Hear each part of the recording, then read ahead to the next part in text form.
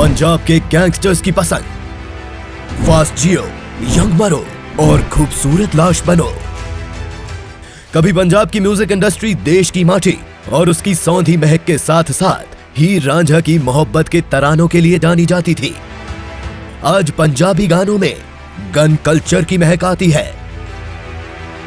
Music industry में gangsters का वर्चस्व इतना बढ़ गया है कि ज्यादातर गानों पर जाट और गन कल्चर, महंगी गाड़ियां और टशन हावी नजर आते हैं। बाहुबली गैंग का लीडर ही लड़की पटाने में कामयाब माना जाता है। उसकी तारीफ में चार चांद लगते गाने किसी नगमे की तरह सुनाई पड़ते हैं। एक शीर्ष पंजाबी अदाकार कहते हैं, अब वे भले ही गैंगस्टर हो पर आते तो उसी सामाजिक हलके से हैं। कुछ तो कॉलेज में साथ पढ़े होते हैं। बदकिस्मती से कलाकार अपनी हद नहीं पहचान पाते और इन्हीं पुराने संबंधों, इलाकाई रिश्तों या फिर खालिस उपयोगिता के आधार पर हर एक गैंगस्टर के अपने पसंदीदा गायक और अदाकार बन जाते हैं। बीते सालों में बंदूक की संस्कृति, जाट मर्दानगी और गिरोहों को रॉबिन हुडों या स्टाइल आइकॉन की तरह वैधता देने वाली फिल्में और गानों की पंजाबी बाजार में बाढ़ आई है। ये बाजार यूरोप, अमेरिका, ब्रिटेन, कनाडा, दक्षिण पूर्व एशिया, ऑस्ट्रेलिया और न्यूजीलैंड के प्रवासियों के बीच भी फैला है। वहां इन गानों को लेकर यहां जैसी दीवानगी है। काल तख्त के जत्थेदार ज्ञानी हरप्रीत सिंह ने हाल ही में एक बयान में कहा कि हर एक सिख को अपने पास लाइसेंस शुदा हथियार रखने की कोशिश करनी चाहिए, क्योंकि जो वक्त आ रहा है और जो हालात हावी होने वाले हैं उनका यही तकाजा है। इस बयान के लिए ज्ञानी हरप्रीत सिंह की आलोचना हुई, पर इससे राज्य की मानसिकता और कानून व्यवस्था की स्थिति का पता तो चलता ही है। पंजाबी पुलिसकर्मी भी मानते हैं कि बंदूकों के प्रति झुकाव और इन गिरोहों की रोमानी बनाकर पेश किए जाने की वजह से युवा पीढ़ी के बहुत से लोग जुर्म की दुनिया की तरफ आकर्षित होते रहेंगे। मूसेवाला के आखिरी गाने लास्ट राइड की पंक्ति, हो चोबरते चेहरे उत्ते नूर दसदानी, इदा उठूगा जवानी चे जनाजा मिठिए।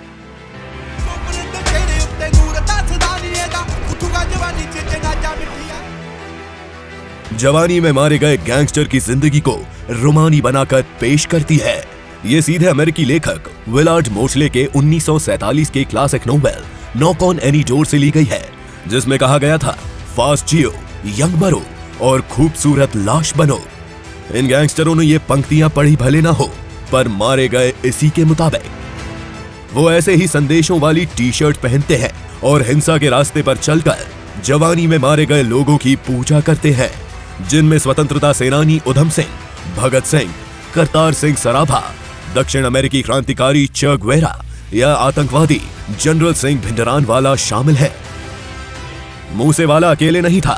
उनके प्रतिद्वंदियों मनकीरत सिंह औलाक का 8 राफला, 8 राइफलें और 2 राफला, 2 राइफलें, करण औजला का यार द गैंगस्टर सीन, नव सिद्धू का गैंगस्टर यार, सभी गिरोहों और बंदूकों के प्रति दीवानगी को महिमान्वित करते हैं।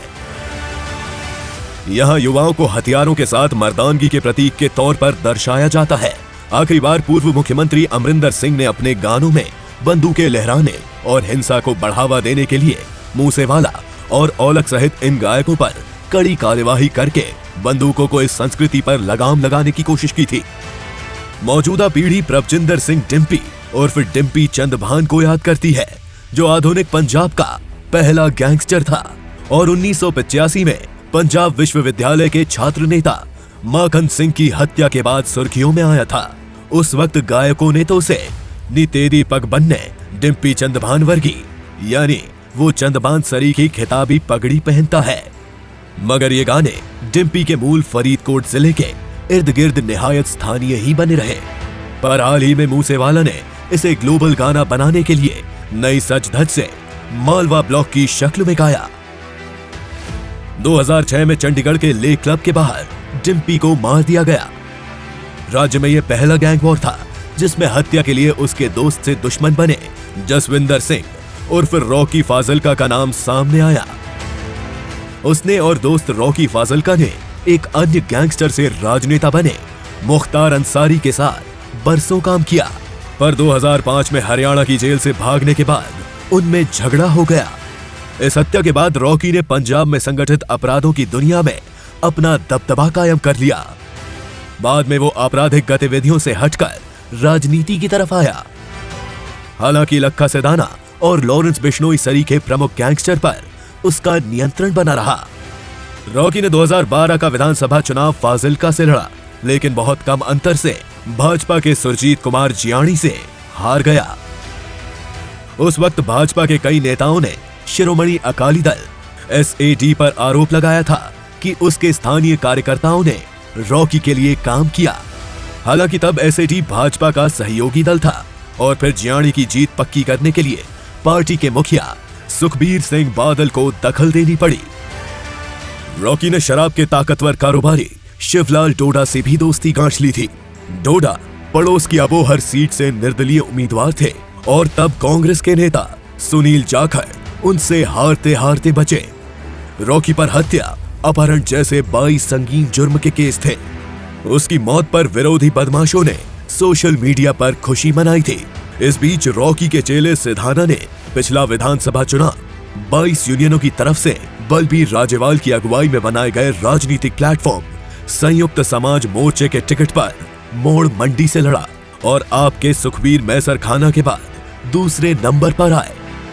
रॉकी मई 2016 में हिमाचल प्रदेश के परवाणू में गैंग वॉर में मारा गया। इसके पीछे हरजिंदर सिंह भुल्लर उर्फ विक्की ग्राउंडर सरीखे उसके तत्कालीन सहयोगी का हाथ होने का शक था, लेकिन इस मामले में पुलिस तफ्तीश काफी सुस्त रही। बाधा दौड़ के धावक प्रेमा लाहौरिया और हैमर थ्रो के खिलाड़ी जयपाल सिंह के साथ साथ लवली बाबा और सुक्खा कहालवा सरीखे दूसरे अपराधियों से हाथ मिला लिया। ये एथलीट जालंधर के government arts and sports college की पैदाइश थे, जो उत्तर भारत का सबसे अच्छा खेल स्कूल है। दरअसल भुल्लर को ग्राउंडर नाम खेल के मैदान में बिताए वक्त की वजह से मिला। वो 2015 में उस वक्त चर्चा में आया जब उसने बाबा की हत्या का बदला लेने के लिए कहालवा की हत्या कर दी। बाद में 2016 में कुख्यात नाभा जेल ब्रेक कांड के बाद, जिसमें वो अपने गिरोह के सदस्यों गुरप्रीत सेखों, नीता देओल और अमनदीप धोतिया के अलावा खालिस्तान समर्थक उग्रवादी हरमिंदर सिंह मिंटू और कश्मीर सिंह गलवंडी के साथ भाग निकला था। ग्राउंडर और लाहौरिया 2018 में राजस्थान बॉर्डर पर मारे गए, जबकि जयपाल पश्चिम बंगाल पुलिस के साथ साझा कार्यवाही में कोलकाता में हुई नाटकीय मुठभेड़ में मारा गया। इस धड़े की अगुवाई अब गुरप्रीत सेखों जेल से कर रहा है और लॉरेंस बिश्नोई गैंग के साथ मिलकर काम करता है। न्यूजीलैंड बैठा तेरा यार ना करो, अल्लड़ा दी रेंजां विचों बाहर ना करो। ऐसी ही रियल और इंटरेस्टिंग स्टोरीज के लिए देखते रहिए real stories vlogs. Like, share और बेल आइकन का बटन दबाना ना भूलें।